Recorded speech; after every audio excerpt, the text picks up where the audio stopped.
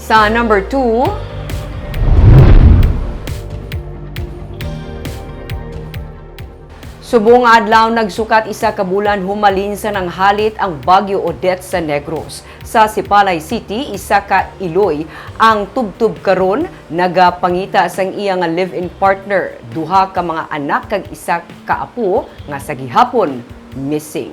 May report si Romeo Subaldo. Hindi mo ito nagsaka sa Tapos? Pagsaka iya.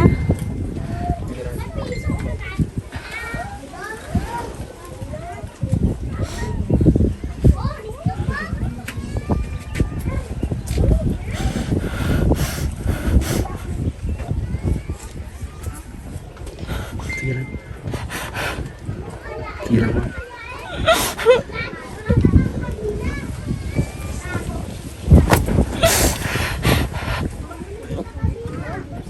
Pasensya na sa Nakasa, ma'am. Sige lang, sige lang, sige lang. Sige lang.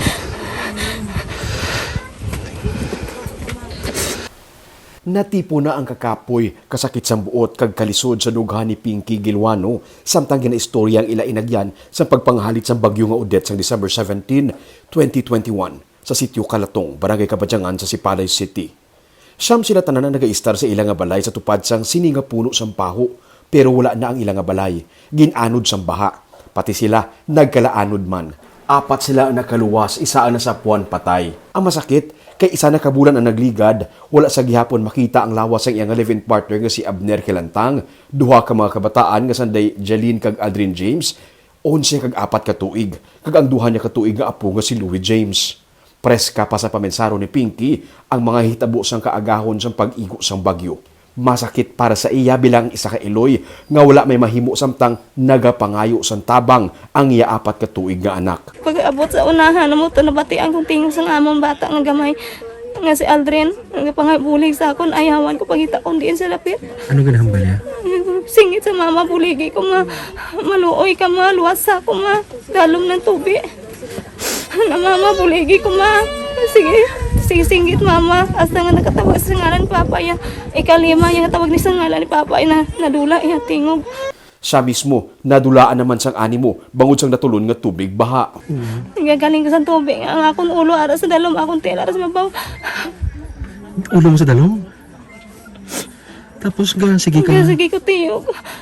Ginatiyog ko sa tubig pagkato sa ubos. Ang ginluwas ko sa ngakon nga ikadwa nga babae. Nga mo itong may bata sa nga dua ka tuig nga na missing. Iya ko ginhalan mga bukong nga lubi iya binulukan nga lubi ang mga halaya pandakop. Kasi kaanom nga dakop amo tang akon ulon dakpan niya.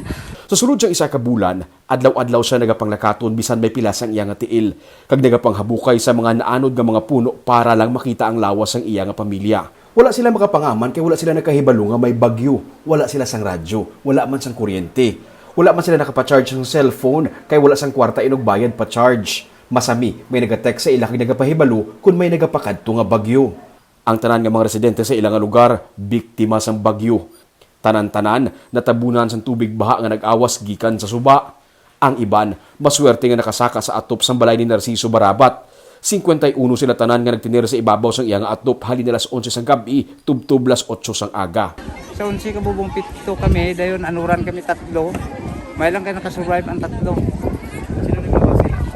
Lalaman ka o galingon, kaya nakabalo mo sila mga Amo na pinakataas ang lugar nga matindi na sa inyo. Ang ngalan nga Odette nga nasulat sa siniga dingding, marker kung diin kutob ang tubig baha sa iya nga balay. Sang Sabado, may nag-inabot nga bulig gikan sa mga madre. Ilim nun nga tubig kag pagkaon ng ilang nga dala. Mabulay ang pagdala sang bulig kay pila ka kilometro ang lakton antes malapot ang mga pamalay. Ini ang ginalakat sa subong kadto sa may sitio Kalatong, Barangay Kabadyangan diri sa Sipalay City. Kung tanong mo desierto siya, siya ba na magpinsan sa una katubuhan ini pagkatapos sa bagyong Odette, nangin amo sinina ang itsura niya. May suba nga tabukon antes makalabot sa sitio Kalatong. Sa suba, may nagapanimaho nga patay nga sapat. Laya ang mga pananom, ang mga nagkalautod nga mga puno nga ginanod sa baha, nagaserbi nga latayan sa mga pumuluyo. Lalaki man o kung babae, nagabulig hakwat sang tubig nga ilim nun. Ang baha halin sa Kabadyangan, diri nagbulyada sa Barangay Hill Montilla. Kalabanan sa 17 ka mga nalumos sa baha, diri nagkalakitan. Ang mga balay, wasak sa gihapon. May mga nagainabot ng ayuda gikan sa pribado nga mga grupo kag gobyerno pero hindi tanan may nabaton. Si Rosemary Oxenia nagpautwas. Iya ginpakita ang litrato sang iya nga balay. Wala gid siya kuno may nabaton nga bulig pinansyal o kun sin man lang para sa liwat nga pagpatukod sang ila nga balay. Pero ang iya nga mga kaingod may nabatunan na. Ba gid balay ko eh. Di ko matulogan akong balay. Pero wala kaya nadala sa Wala listahan? gid, wala. Kay iba niya, mayari man niyo. Amo na gani sining ko ba naghabalay ko gani may pinilian ba? Pero suno sa LGU, may masunod pa nga batch nga inog panagtag, ginatinguan nga matagaan ang tanan.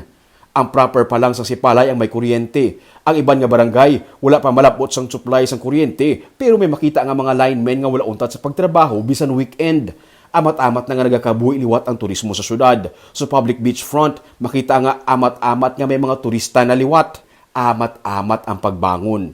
Pero si Pinky, porsigido. Nagalaom siya nga iya sa gihapon makitaan bisan tulan na lang sang iya nga mga himata. Gusto ko makita sila, bisan mukog na lang nila, makita ko sila. Hindi ko mag-untat pangita kung hindi ko sila makita.